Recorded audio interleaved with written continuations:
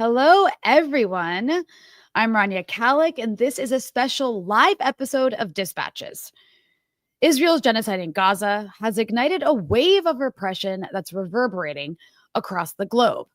From bombing Yemen to escalating tensions with Iran, from cracking down on student activists to silencing journalists and human rights defenders, the US and Israel are waging a full-scale assault on dissent. This global crackdown isn't just about Palestine, it's a war on free speech, human rights, and international law. Israel's proxy brown shirts operate across Western countries, targeting those who dare to speak out. In the US, international students are being abducted off the streets by ICE for daring to oppose a genocide. Israel's bombing of Lebanon and Syria, along with the ongoing theft of their lands, has been completely normalized. The US continues to fuel endless wars while dismantling civil liberties at home. As this imperial violence intensifies, human rights and international law are teetering on the brink of collapse, and the stakes couldn't be higher. Joining me to discuss this and more is Craig Mokhiber, former director of the New York office of the UN High Commissioner for Human Rights, who resigned from his position in protest over the UN's failure to stop Israel's genocide in Gaza. But before we jump into it, this is just part of, sorry, I messed up, guys. But before we jump into it, I want to remind all of you, if you want to support independent media, if you want to support Breakthrough News, where we challenge mainstream propaganda, become a Breakthrough News member at patreon.com/Breakthrough News. Your support keeps us going and growing. And don't forget to like, subscribe, and share this episode to help us get the word out. And now I'm going to bring in Craig. Craig, thank you so much for joining me. It's my pleasure, Rania. Nice to see you. It's great to see you. I wish it was under better circumstances. So one day we're going to do an episode where all we talk about is how amazing the world is. But that's not today's episode because a lot of dark things are happening. And I'm so happy to have you on to help contextualize a lot of this. And something I want to start with is, you've described Israel's proxy cells in Western countries, if you will, as today's brown shirts, which I thought was a really, really interesting framing. And these brown shirts are harassing human rights defenders, journalists, students, and public figures who speak out against Israeli atrocities. These are groups like Canary Mission, this very fascistic group Beitar, groups like Stand With Us. They have even been responsible, specifically Canary Mission and Beitar, for furnishing the Trump administration with names of students to deport for their essentially pro-human rights views. I had somebody on my show recently, Dr. Lara Sheehy. She described these kinds of groups, and she called them an extension of Israel's occupation, which I thought was another interesting way to put it. But I'm curious if you could maybe elaborate on your framing of these groups, why you see them as fascist, and how Western governments are actively enabling them. Yeah, sure. Well, I think this is an extraordinary development in the politics of Western countries, foremost among them the United States, this emergence of these Zionist cells, effectively, that function on behalf of a foreign regime, Israel, but function inside the United States and other Western countries to basically harass human rights defenders and others and to influence U.S. government policy. But the reason I called them brown shirts is what they've emerged into from the historical reference of the brown shirts that were effectively patterned after the black shirts in fascist Italy, but the brown shirts in Nazi Germany that did a lot of the dirty work for the regime. And so if you look at what's happening here now, you have direct collaboration between these neo-fascist, Zionist, I think, hate groups on the one hand, and the government of the United States on the other hand, right?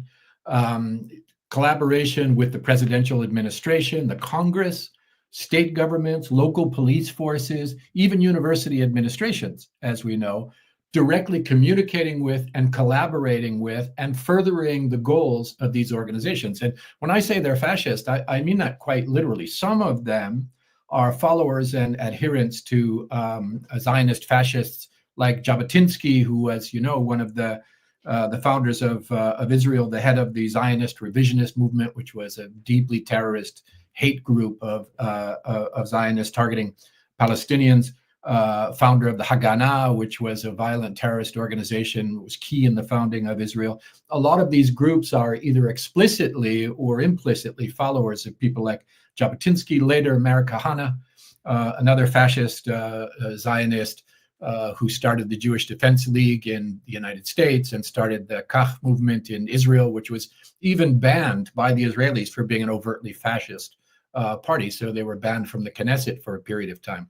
Well, now in Israel, the followers of Jabotinsky and Kahane and people like that are in power, and they also represent the majority of the citizenry in the state of Israel.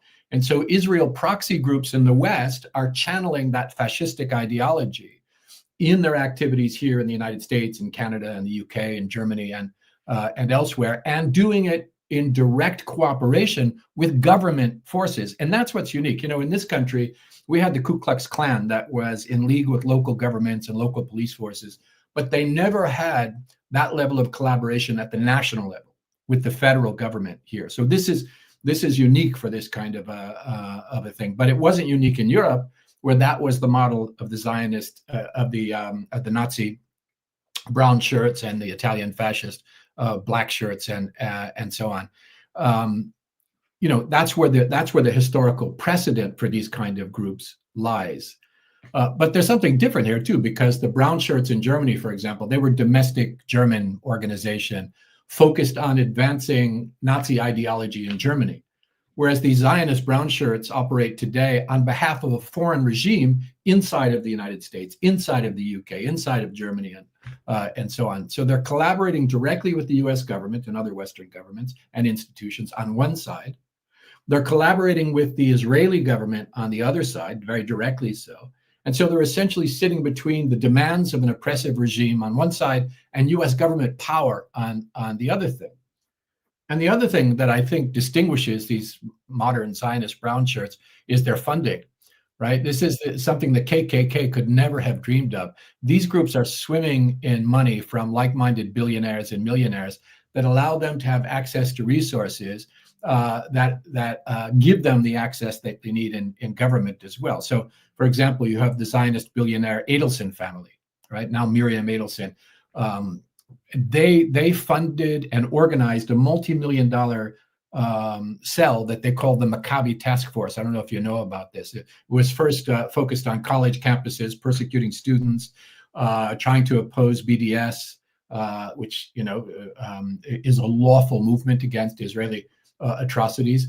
And Miriam Adelson is the head of that organization and its funder, and also is the biggest donor to the Republican Party and the biggest donor to Trump. Specifically, there's a great interview with Eli Clifton on Electronic Intifada doing an expose on this in particular. And that's only one example of the access to funding that these fascistic groups operating in the US have now. And if you just look at what they've done, right? They organized their movement to advance these Zionist goals through Zionist organizations all across the country. They've corrupted official institutions, either through fear or through favor. Just look at the work of AIPAC and the level of influence that it has in the U.S. Congress, either through massive donations on the one side or through threats on the other sides. They organize appointments and election of people that are actually adherents to their ideology, and that's the role that the Adelsons have long played with the U.S. government. You have direct collaboration between the government and fascist movements like Beitar, we see now, targeting students and people here on green cards and visas for them to be harassed by official institutions of governance, including law enforcement. They waged a campaign for decades that they're now harvesting the fruit of to equate criticism of Israel with anti-Semitism, which we all know is an absolutely ridiculous statement to make, that somehow criticism of Israel is anti-Semitic. And then they took it to the next step and are now equating human rights activism with terrorism, which gives them access to the most repressive laws available on the slate of laws in the US and in other Western countries. And using this, they harass and attack human rights defenders, try to intimidate and silence them, the JDL, Beitar, other groups like this. They criminalize this kind of speech. So first they started getting bans passed in government against boycotts of Israel, BDS, and so on. Then the banning and criminalization of student protests, and then everything is next. They've outlawed boycotts, they've outlawed critical speech, they've outlawed peaceful protest if any of this is critical of their political ideology, of the state that they represent. They mobilize the police power to persecute human rights voices. They mobilize media corporations to which they are adjacent to run cover for their activities, to disseminate their propaganda. And now they are literally using the government to abduct people off the streets and spiriting them away to dungeons, all in the name of a single oppressive foreign regime and its violent and racist ideology. That's where we are. And just to stop here, if anyone watching thinks that doesn't matter, just consider this. You can criticize here in the US and in other Western countries, you can criticize any of the 193 countries in the world, including your own government. You can criticize the US as much as you want. But if you criticize Israel, you can be punished, including under the law. And you can criticize any political ideology in the world, from communism to capitalism, democracy, monarchism, socialism, anarchism, Islamism, fascism. You can criticize any political ideology. But if you criticize Zionism, you can be punished. So we shouldn't be surprised about this. I tweeted earlier today that political Zionism was always a fascistic movement. And anyone who's read history will know that is the case, going back to Jabotinsky and beyond. But if you know Aimé Césaire, his famous book, Discourse on Colonialism, he says that essentially fascism is colonialism applied at home. So these kinds of abuses were first imposed in colonies like Palestine against the indigenous people, and eventually those are brought back home. And what we are experiencing right now is the fascism of political Zionism being applied here. This vicious colonial ideology of Zionism, after destroying Palestine and destroying Palestinian lives, has been allowed to seep into our own institutions and culture at home. And that was always going to bring fascism here. So official institutions are corrupted by this ideology and by its adherents. Critical speech is criminalized. Human rights defenders are being demonized. Police power mobilized to crush all dissent. And that's what we're witnessing today. And this is the root of it, and something that, if people don't wake up, is going to continue to spread further.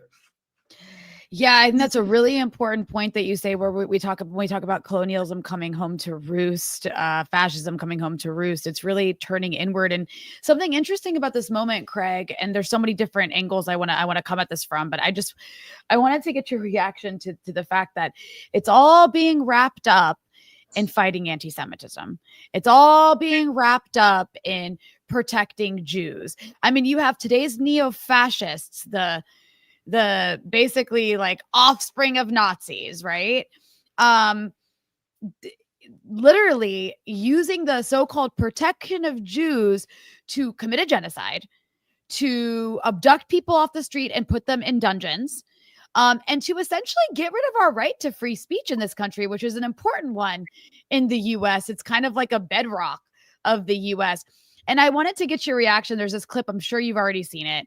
It's been making the rounds. There's this film called October 8th that was executive produced by Deborah Messing, who's just a disgusting Zionist. And who thinks she's indigenous to the Levant, which I think is hilarious, because she's not. But all that's to say, October 8th it's a Zionist film. It's very right wing. It tries to frame the protests on college campuses as being essentially Nazi protests, all to make Jews unsafe, right? And so there's this clip of Sheryl Sandberg, who, our lean and feminist Sheryl Sandberg, former, I think, CFO of Facebook. This is a billionaire. This is a very comfortable woman who is an elite in this society.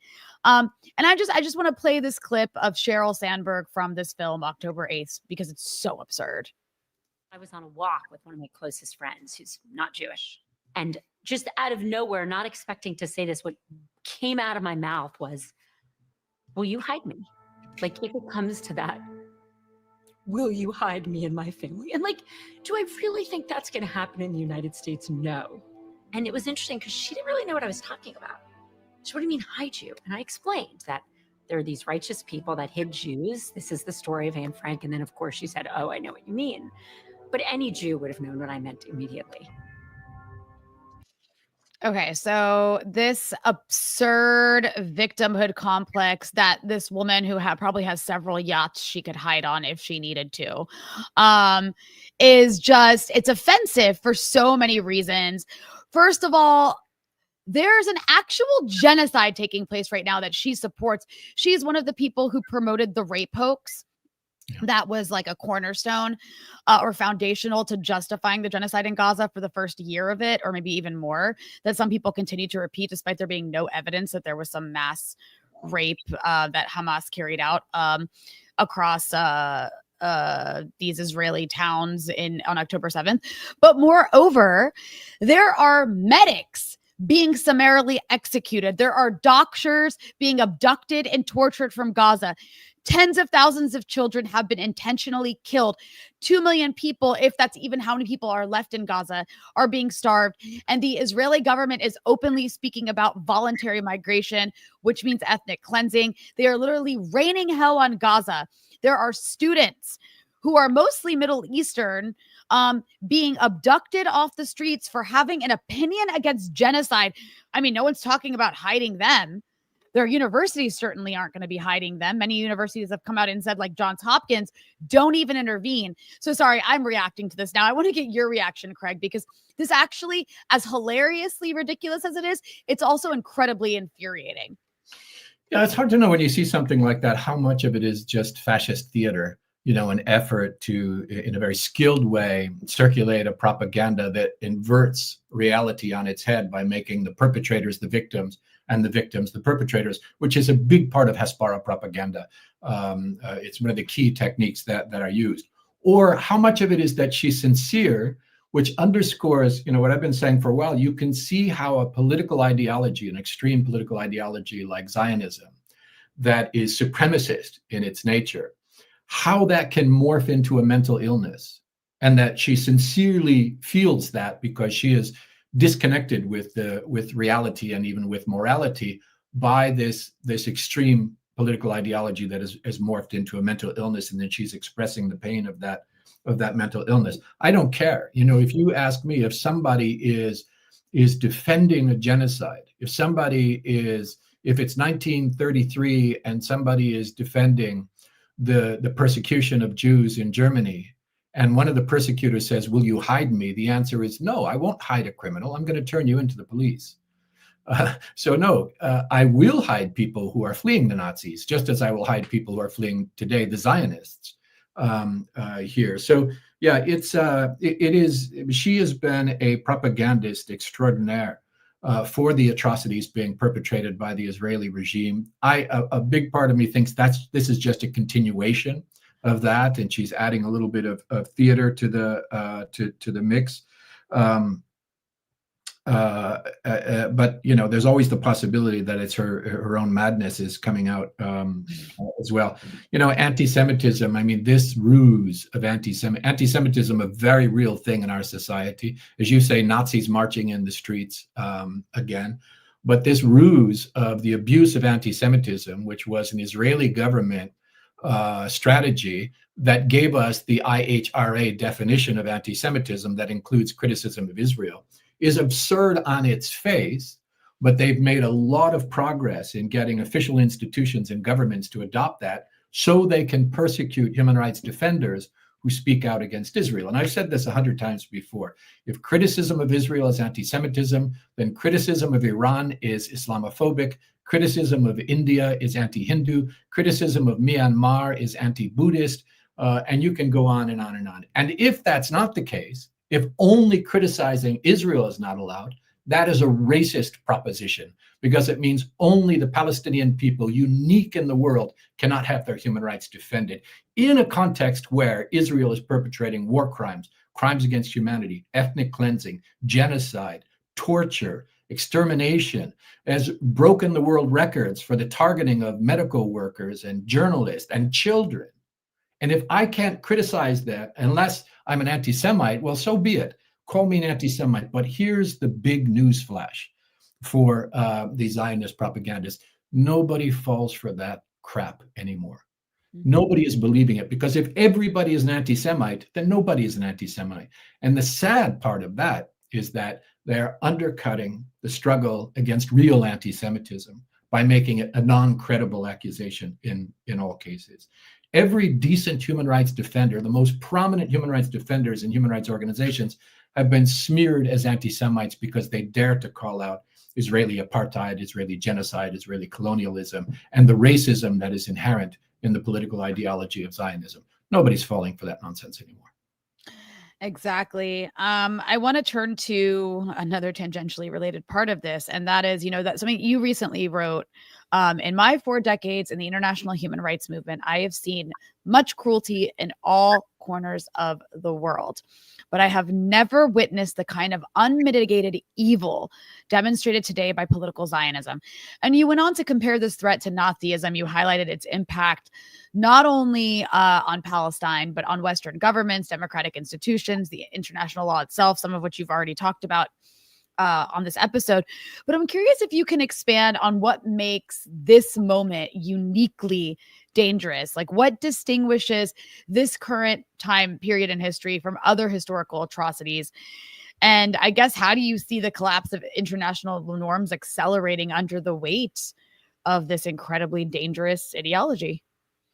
Well, I mean, what makes this uniquely dangerous is the power that is now behind it, because it includes the power of the United States government, a global empire, unprecedented in the history of the world in its military and economic might, and its ability to touch the lives in horrific ways of people literally in every village across the entire globe. That is unique, to have that level of power aligned with a fascistic, deeply racist, and fundamentally violent political ideology. That is unique, and we're already seeing the impact of that on people's lives. It's not contained in the front lines of Palestine, where people are being genocided, but it has spread into Europe and the United States and Canada and Australia and New Zealand, and to co-opted governments in the global South. It has spread, obviously, across the Arab governments of the region that have been corrupted and co-opted by US power, all aligned in defense of permanent impunity for an oppressive regime in the Middle East, meaning Israel. That is absolutely unique, and we're seeing the danger of it now. In the United States, the US bragging point, always exaggerated, we know, but its main bragging point internationally, it claimed to be the place where free speech was most protected. In other words, the sacred cow of the US government has always been free speech, even as it denied all other human rights. But free speech, it was going to defend.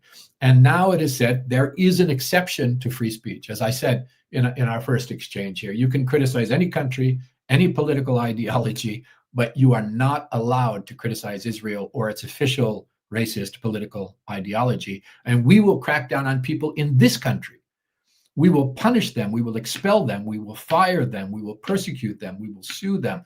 We will kidnap them off the streets. We will lock them in dungeons only for the crime of criticizing the Israeli regime or its official political ideology. That is amazing. And connecting this question to the one that you just asked me, you have a situation where the vanguard of the movement against the Israeli atrocities and the Israeli regime in this country has a disproportionate number of Jewish human rights defenders who are participating in that.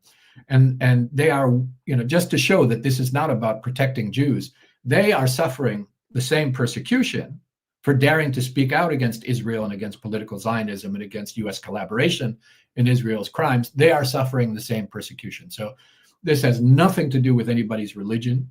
It has everything to do with the defense of a political ideology that has corrupted official institutions, from the federal government all the way down to local university administrations. And they are willing to use force to punish their own people, their own students, their own professors, their own workers, citizens, green card holders, and so on in this country, for daring to criticize the regime or its political ideology. I think that is unique in the history of the country.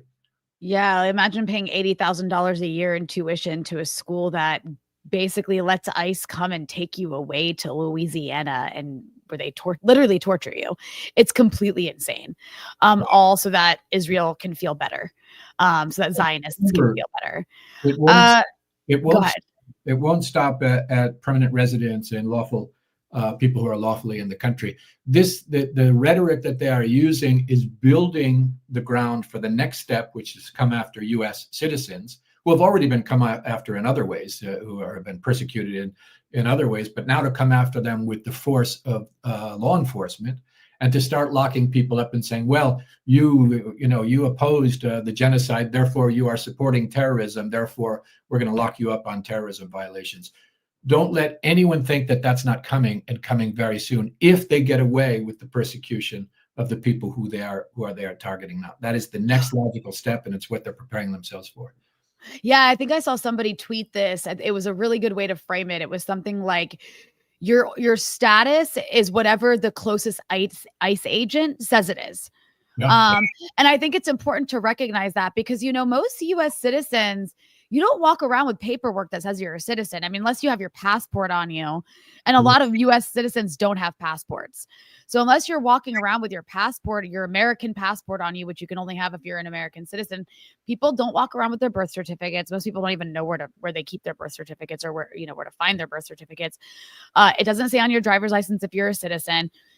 Non-citizens have social security numbers. So if people think that they're protected from this authoritarian grab of rights because they're citizens, and that they can just wash their hands of people having their student visas or even green cards potentially revoked, you've got another thing coming, because that is the ultimate goal. And so that is the seriousness of what we're seeing with this attack on students at college campuses. And it's really incredible, because these supposedly liberal universities, these institutions that the right is always complaining are the liberal elites, are absolutely rolling over to help Trump do this, to literally attack our basic rights to free speech in this country. So yeah, I want to just emphasize what you're saying about it is this criminalization of dissent is not going to stay limited to non-citizens. I wanted to ask you, though, in terms of, that's Israel has had this kind of sustained attack on campuses. The groundwork had been being laid for this for quite some time. These organizations like Canary Mission, like Stand With Us, which make lists of people. Canary Mission literally has like websites where they post the photos of students to go after. And again, they've been giving Trump, in addition to Beitar, the names of students to go after. This is part of a years-long effort to lay the groundwork for this. So that's basically a segue into what I want to ask you next, which is about Israel's sustained attack on the UN and international law. Because even before this genocide in Gaza, Israel had been eroding international law by constantly undermining institutions like the UN and attacking them. And you worked within the UN system. So can you talk about that consistent pattern of impunity that you witnessed whenever attempts were made to hold Israel accountable, as well as that years-long effort to really erode and attack the UN? Because we're seeing the consequences of that, I think, play out right now. Yeah, the UN is very much the focal point. When I started at the UN 33 years ago, or whatever it was, 34 years ago, it was a different UN. That was before Oslo. That was before this kind of implicit suspension of international law when dealing with Israel, where the message was, don't focus on international law or the rights of the Palestinians. There is this political process called Oslo, and everything needs to be resolved there. And the US are one of the key mediators. And so what Israel's closest ally, Armor, and the mediator said would go. And that started to corrupt the way the UN did business over that 30-year period of Oslo, because up until that point, the UN was very focused on the rights of the Palestinian people, on anti-colonialism as a principle, self-determination as a principle, Zionism as a form of racism, as a principle adopted in a UN resolution in the 1970s, the right of people under foreign occupation or colonial domination to resist, including with the use of armed force. That was the UN pre-Oslo. Oslo began a process of distortion. And what happened And remember, the UN is not afraid of Israel. What the UN is afraid of is the United States, the UK, and Germany, whose foreign policy, including its their multilateral foreign policies, are built around Israeli impunity because of their own domestic political processes. And so they bring the massive pressure and power that they have inside the UN. They bring that pressure and power to bear on the Secretary General, on the High Commissioner for Human Rights, on the Budget Committee of the organization, in order to try to silence it whenever it tries to do the right thing. Now, there's another UN. There's the UN, which is the independent human rights mechanisms of the UN, like the Special Rapporteur, Francesca Albanese, or the Commission of Inquiry headed by Navi Pillay, or the other thematic rapporteurs, or the treaty bodies and so on. They have been uncompromised and uncompromising in their application of international law to protect the rights of the Palestinian people and to demand accountability for the Israeli perpetrator. But in the political corridors, they've been very much corrupted. And one of the things that's changed, we talk about these brown shirt organizations, is that, when I started, there was no such thing as an Israel lobby there were some Zionist women's organizations, but they didn't have any influence. And what happened there is, starting with the U.S. ambassador, because U.S. ambassadors to the UN are always selected principally based upon their commitment to Israeli impunity. And if you doubt that, watch the confirmation hearings in the Senate of every proposed U.S. ambassador, including most recently Elise Stefanik, who's been pulled, but she went through that process. She's insane. Is insane. And you will see, going back decades and decades, Republican Democrat appointments, that the UN ambassadors are picked principally based upon their allegiance to Israeli impunity. And that was the case back then. There was a guy called Morris Abram, who was an Israel lobbyist, who became the ambassador in Geneva, which is where the human rights mechanisms were. And as he was on the way out the door, he set up an Israel lobby group, really a Zionist harassment group, that would focus its energies entirely on the UN to attack UN human rights defenders and UN officials. I was attacked by them many times in my career in organized campaigns, in order to silence them and to try to distort processes in the UN. And over time, that influence increased. Didn't exist when I started, but by the time I left, they had a lot of resources, and they were wreaking a lot of havoc inside the UN organization. And they are networked with other organizations. So that, one Geneva-based organization worked with UK Lawyers for Human Rights, and presumably the I think US-based Nasher Jew is this group of trolls that are together and so on, and they could create a lot of trouble. But they also work hand in hand with the US mission to the UN on attacking people inside the UN Triangle. So now you'll see, it's outrageous. You never would have seen this when I started at the UN.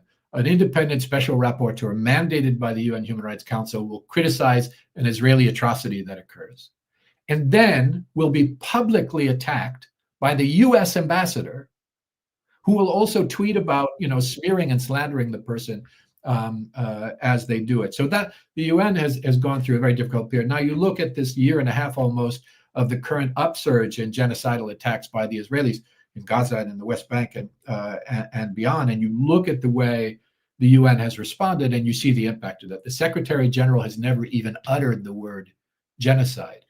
He launders all of his speech on the subject to do a both sides kind of equivalency between occupier and occupied, colonizer and colonized, oppressor and oppressed. He will use every extreme adjective to describe what Hamas does or what any other government does when they're involved in atrocities, but he will never use those adjectives with the Israelis, who he frequently won't even name. He will lament the deaths that happened, but he will never condemn the murderers when it comes to Israel, where he will in other situations, from Ukraine to Sudan and elsewhere. That's the impact, and they will come to you, and they'll say, okay, High Commissioner for Human Rights or whoever you are, we don't like what you or this official said about one of these Israeli massacres. You need to back off, because when time comes for the Budget Committee, we're going to remember, and good luck on getting the funding that you need for your anti-racism program or your right to health program or whatever the case may be. The most important thing for people watching this to know is that there is enormous pressure on actors within the UN to do the wrong thing when it comes to Israel, to protect Israeli impunity and to throw the Palestinians under the bus. The only thing that can counter that is more pressure from the human rights defenders in the world to make sure that the Secretary General, the High Commissioner for Human Rights, the heads of the agencies and departments, the member states of the UN feel more pressure to do the right thing than they're getting from Israel, from its Western allies, and from its lobby groups to do the wrong thing. It's really incredible because at this point, I mean, I think that Israel could actually put Palestinians in gas chambers. Oh, yeah. And everybody would still be like, Israel has a right to defend itself. And anyone who criticizes this is anti-Semitic and but Hamas. Like, because of all of this disgusting pressure and the opportunism and really the lack of spine that apparently too many people lack, like a spine. It's really an upsetting moment for our collective humanity. However, there are forces who have tried to intervene. And interestingly enough, it's been the poorest forces in the world. And I mean, I know you've made this argument before. You've talked about it on this show before. We actually had you on our weekly live stream, The Freedom Side, to talk specifically with regard to Yemen and Yemen's right to intervene against genocide, and that they're actually in the right, while those who are attacking Yemen are the ones in the wrong. But I think it's worth emphasizing a million times because all these people, all these very, very comfortable people who are unwilling to put anything on the line to oppose the most horrific thing we've witnessed in our lifetimes. Yet there's these people who live in complete discomfort, who live in deprivation in places like Yemen, in places like Lebanon, Palestinians themselves who have tried to intervene and they've failed to stop it, but nonetheless, they've intervened. So I'm curious if you can talk about the fact that we have this all backwards. The way it's covered is backwards. Yemen's accused of carrying out acts of terrorism, but actually it's the other way around. Yeah. You know, I said before that, like one of the lessons that I learned from 40 plus years in the international human rights movement and traveling all around the world and solidarity with people is that it is often those who have been the most oppressed who have the strongest sense of justice. And it's often those who've been the most deprived that have the strongest sort of generosity of spirit. And the Yemeni people have been through an absolutely genocidal campaign by Saudi Arabia and the Americans and the Brits and others, and the siege going back for a very long time. They have suffered greatly, and they feel a very strong sense of solidarity with the Palestinians because of what they are enduring. But what I said about this is that the US is bombing Yemen because Yemen is acting as required by international law to stop the genocide and the unlawful siege in Palestine. That's why the US is bombing Israel. You won't hear that from Western media corporations. You won't hear it from perpetrator governments like the US, but it's the truth. And you don't have to, be a Houthi or a supporter of Ansar Allah generally to recognize it's just a fact. Ansar Allah doesn't share my politics or my worldview. I'm not, I don't share their religious view. I don't share their political view. But what they do here is the right thing. And the distortions that you see on this in the U.S. media, which I force myself to watch. The way you explain it is because there's a genocide being perpetrated in plain sight.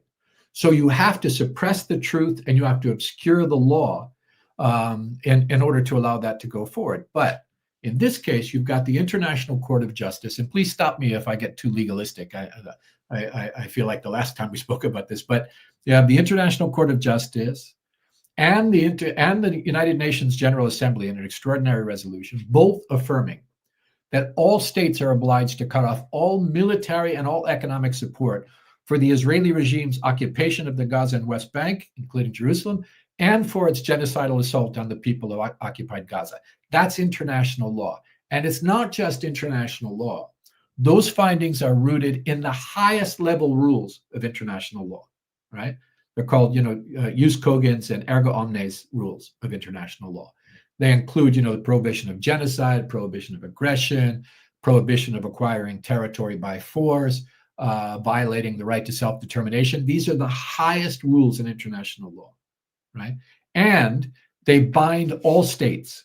They bind the Yemenis and they bind the Americans, for example. Houthi Yemen has acted in concrete terms to meet those obligations by imposing a blockade on ships that were destined to resupply the Israeli regime at the Red Sea port of Eilat, and explicitly doing so, and they said explicitly, we're doing this in response to the Israeli siege and genocide in Palestine. So now you've got Yemen being ruthlessly bombed, this poor, tortured country being ruthlessly bombed by the US, killing civilians in the process, simply to ensure Israeli impunity for continued commission of crimes in Palestine. And that means that the lawless country here is the United States. It's in breach of the legal findings of the International Court of Justice. It's guilty of two separate crimes. It's committing aggression, which is considered the supreme crime under international law, and it's committing the crime of complicity and genocide in doing so, right? The Yemenis are being the human rights defenders here. This is a humanitarian intervention. There's no other way to look at it. So the good guy, bad guy narrative in the US government and its media corporations that are so obsequious, that's a direct inversion of the truth in the way that they have been presenting it. And I don't think there's any way around. Those are the facts. Yeah. And you have to really test the lies that you'll hear in the US media or from the US government on these issues, trying to find a justification for this. Their only justification is that they will use, false justification, is because they're protecting commerce. Well, the protection of commerce does not rise anywhere near the level in international law to these jus cogens and erga omnes obligations that relate to stopping genocide, protecting self-determination, and the other issues that Palestine that frame Palestine in the current moment. So I don't see how else you can look at it other than to say that in this case, it's the Houthis are on the right side in Yemen, and the Americans are on the wrong side.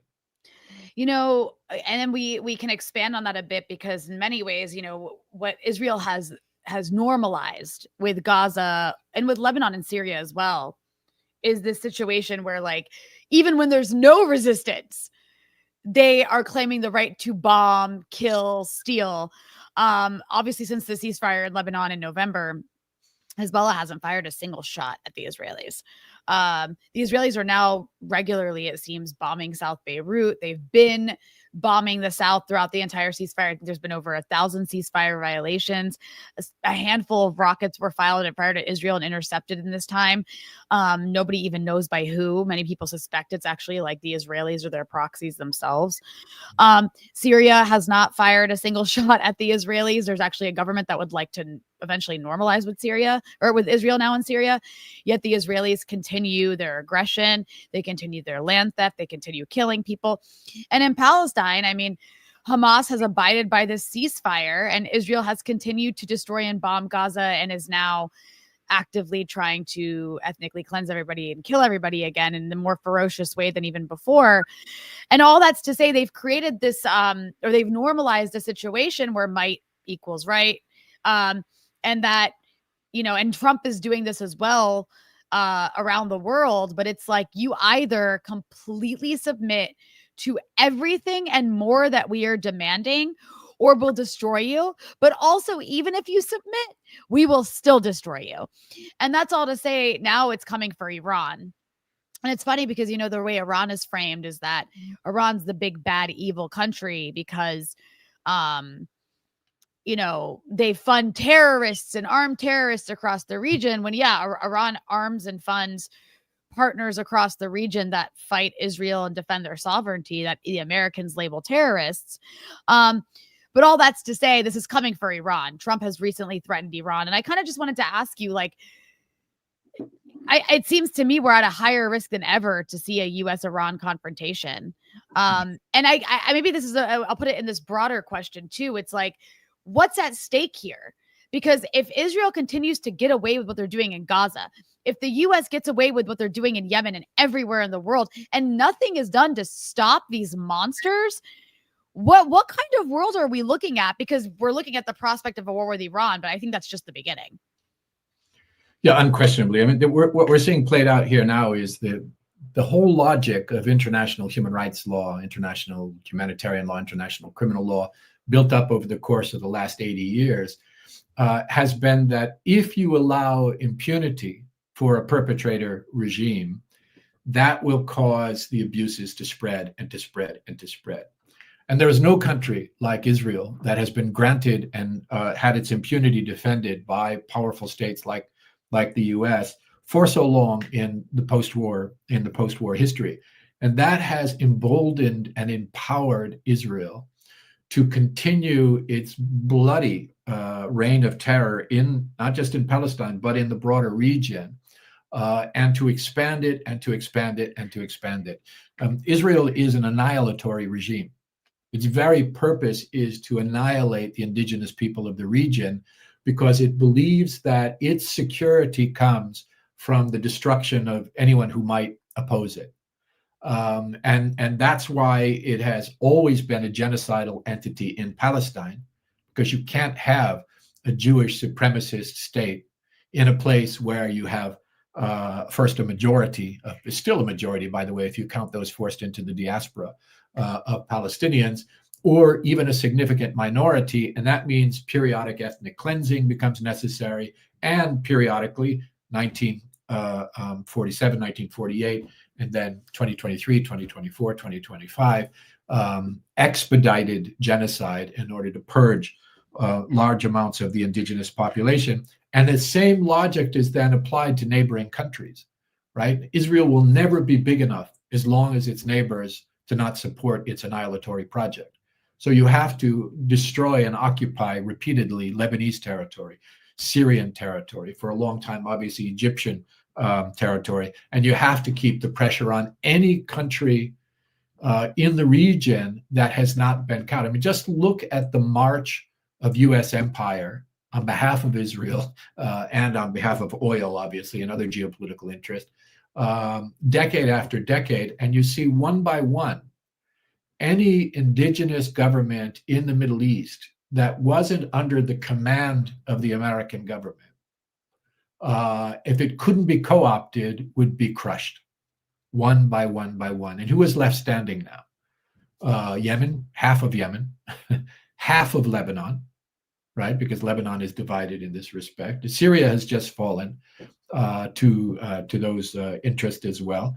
And you've got Iran, not an Arab country, but a country in the region, and a very powerful one. And the ones with the most power are the ones who are always going to be the targets. It's why Iraq was targeted. It's why Egypt was targeted. Syria was targeted. One by one, any resistance has to be completely crushed, because the only purpose of an annihilatory regime like the Zionist regime in Israel is its own dominance, its own survival and existence in that area. So that impunity has allowed this to spread and to spread. When they carried out a mass transnational terror attack in Lebanon with explosive pagers, which was like one of the biggest terror attacks in modern history, or maybe in the history of the world, if you think in terms of its reach, and they were allowed to get away with that, that was another signal that there is nothing. International law does not apply to us.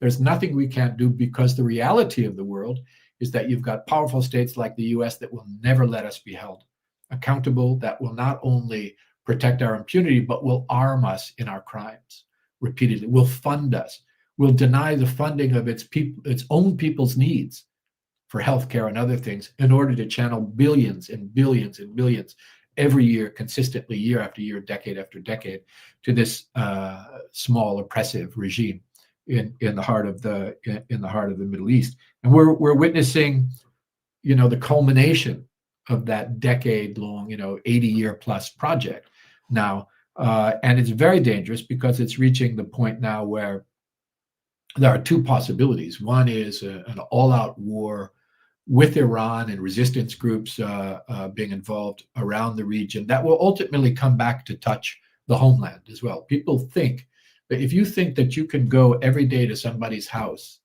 and assault their daughter and assault their wife and assault their husband and assault their father and tear up and burn down their house and go back and back and back, and nobody's ever going to hit you back, then you have not been living on the earth at all. I mean, ultimately, that is going to happen, or you're going to see a massive reaction from a powerful government in Iran that has capacities that are not comparable to any other of the regimes in the region. Or at the end of that, you're going to see basically a regional level genocide perpetrated by Israel with the support of its Western sponsors. So we've reaching the culmination of that project is a point of danger for the entire globe, certainly for the region, but beyond the region as well. And the U.S. should also think about this. They are spending whatever international capital they had. I don't mean money here, but I mean political capital. They are spending it in droves in defense of an oppressive foreign regime that the whole world knows is an oppressive, racist, violent regime, a genocidal regime, and it's not going to get that capital back very quickly. In a moment when the U.S. star is declining, the empire is becoming weaker and weaker with the passage of time. Other powers are rising. Other geopolitical coalitions are being built. The unipolar moment of absolute U.S. imperialism is ending, and yet it's wasting whatever capital, diplomatic and political capital it has in the world on behalf of another country, on behalf of a foreign regime that is pretty universally despised outside of the elite corridors of Western governments. So yeah, no, we're heading into a very dangerous moment. I don't see any sensible people in the Trump administration that are in a position or are willing or have the right incentives to put the brakes on this process. Israel has been working for decades to get the U.S. to go to war with Iran on its behalf, and they are just giggling in glee now that they have a crazy enough administration in place where it might actually happen. Yeah, it really does seem to be going in that direction. And something you said recently, or that you wrote on Twitter was, you said, you have known all along. Your silence is your crime. And you were talking about, obviously, the silence over what's happening in Gaza and everything attached to it. I guess, can you speak to that moral burden of silence and how complicity through inaction is enabling this genocide? And also, I guess I would add to that, Craig, like, what does meaningful action look like at this stage? Because I think people are having a hard time understanding that, but specifically to those who have remained silent. Yeah, it's pretty shocking. We all grew up reading the history books of, the march of fascism and Nazism and how so many people just remained silent, some out of, because they didn't care, others because they were afraid, others because they thought they had nothing to lose. And then the question is always, what would you have done during Nazism in Germany? What would you have done during Jim Crow in the United States? What would you have done during apartheid in South Africa? And people always just say, well, I would have spoken up. I would not have tolerated that. But what we see is that the masses of people, I mean, first, not to belittle the global upsurge in solidarity and the really principled and courageous activism of millions of people in the US, in the UK and Germany, in the bellies of the beasts that are responsible for this genocide, standing up and saying no. And not to belittle the global solidarity that has revealed that most countries in the world and the vast majority of the people in the world stand in solidarity with the Palestinian people. No question about it. But in these places, these perpetrator states that I've been talking about, like the US and other Western states, there has been far too much silent complicity going on. People who either don't have a moral compass just to stand up because it's wrong, or who don't realize that moral compass or not, this is going to come back to bite you. It's going to come back to bite you if there's retribution. It's going to come back to bite you because your rights are also being eroded. And at some moment, what you say is going to be out of favor, and you're going to be the one punished for that. And too many people have just been so silent and just waiting to see what happens. And that is extremely dangerous because, as I said, the hour is very late This is not a projection of darkness that is decades down the road. They are in the final push to dismantle our human rights in countries of the West. Maddeningly, not because we are under attack, which often is the normal thing. If you go to war, you're under attack or whatever, then there's a clampdown on human rights so that everybody can be managed. But on behalf of an oppressive foreign regime, you're taking my rights away so that this colonial regime in the Middle East can continue to perpetrate a genocide, not be punished for it, and by the way, paid for with my tax dollars. It's crazy. Anybody not stand up in fury against this kind of atrocity in our own policy? But unfortunately, it's the case. Yes, it's true that media corporations in the West are captured by this ideology, by this influence. Yes, it's true that they are directly complicit in disseminating propaganda on behalf of the Israeli regime. But we're not living in an age where we get all our news from Walter Cronkite. We're living in an age where we have access to the first live streamed genocide in history on our phones, on our computer screens, on our tablets. We can have access through independent media, through social media, with all of the efforts to try to clamp down on the truth in the West these days. The information firsthand is still there and is still available. And yet too many people sit in a complicit silence that will come back to bite them. So what does that mean for the rest of us? We have to do as much as we can to educate, to inform the people around us, doing the kind of work that you're doing, Rania, and independent media, and so many other great independent media voices are doing, to use our platforms, whatever they are, to try to speak up. And here's I think the most important thing. There is an instinct when there is a crackdown on speech to lower your voice out of fear. That is exactly, it's an instinct, it's an understandable instinct, it's exactly the wrong approach. This has to be resisted by doing precisely the things that they're trying to stop from happening. Speaking truth to power. This is the moment we have to raise our voices, not to lower them. We have to speak in whatever form we can find or create. We have to get the word out to our conservative uncles and to our, unconcerned nephews and everybody else in between. And we have to make sure that everybody is making a righteous noise, that this is not going to be tolerated.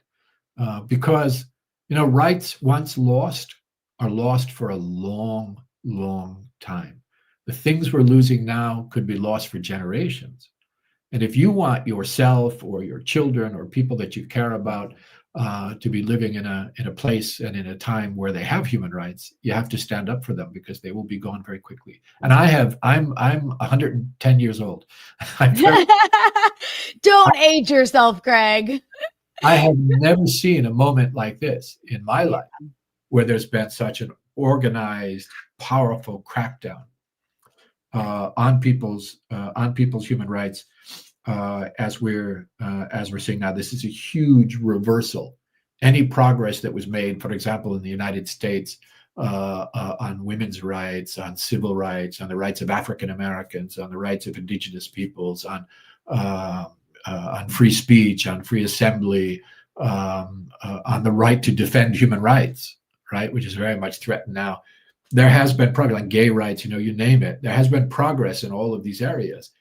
All of that is now being pushed back, and the most powerful force in pushing back against it are these. And by the way, what we're seeing now reveals the reality of political Zionism, because the closest allies of political Zionists now are the far-right movements across the West, from the Christian nationalists to the neo-fascists and the Nazis in Europe and in the United States. Christian Zionists, out fascist, far-right governments, from the Trump administration to the Viktor Orbáns in Hungary to, you name it. This is a far-right fascistic alliance, which is using as the tip of the spear the Zionist movement and the state of Israel in order to cut back on, erode, dismantle the rights of all of us, whoever we are. And we remain silent at our own risk. I think that was all so well said. I can speak to that instinct because even me, I mean, I'm an American citizen, and obviously I'm a pretty I speak openly on a show that's accessible to all, so I'm not trying to hide what I'm saying, and so I feel that instinct too. It's like it's a frightening. I don't think I've ever felt the kind of fear and panic. I'm not paralyzed by it, but I feel it as well. So I know a lot of others are too, and we absolutely cannot let that diminish our voices. We can't let that stop us from saying what needs to be said because we are more powerful in numbers. I mean, they can silence some people. They can't silence everyone if people refuse. And you're absolutely right. I just want to repeat what you said about the fact that once you lose these rights, it is really hard to get them back. People did fight and die repeatedly for the things that we definitely take for granted that are now under threat right now. And I'm not saying that in like the obnoxious liberal way. I'm saying that in a very real, serious way. And so we have to defend these rights with everything we have. So Craig, I appreciate you so much and everything you do. Thank you for continuing to speak out. I guess there's one final thing I just kind of wanted to ask you before we end here, and that's it's been a year and a half of genocide. You resigned, I think, less than a month into it from your position at the UN in New York. Did you think this was going to be going on a year and a half later? Are you surprised by how bad this has gotten? I'm not surprised because my little battle with the UN started in the spring of 2023, where I was warning of, the drumbeat of genocide that was growing in Israel, in the occupied territories, and it reached a peak in October. And I left in October. That's when I penned that letter that went viral on what the UN needs to do and what the international community needs to do to stand up to this regime and to these horrors. So I'm not surprised at at what the regime has done. What I'm surprised about is disappointed that none of the checks that have been built up since the Second World War have held. There has not even been a slowing of the genocide, which means that any consciousness of mass atrocities that existed in media corporations were swept aside on the first day. Any of the legislation that was adopted at the national level in countries in the West, in particular, about genocide, swept away on the first day. This is an exception. This genocide is okay.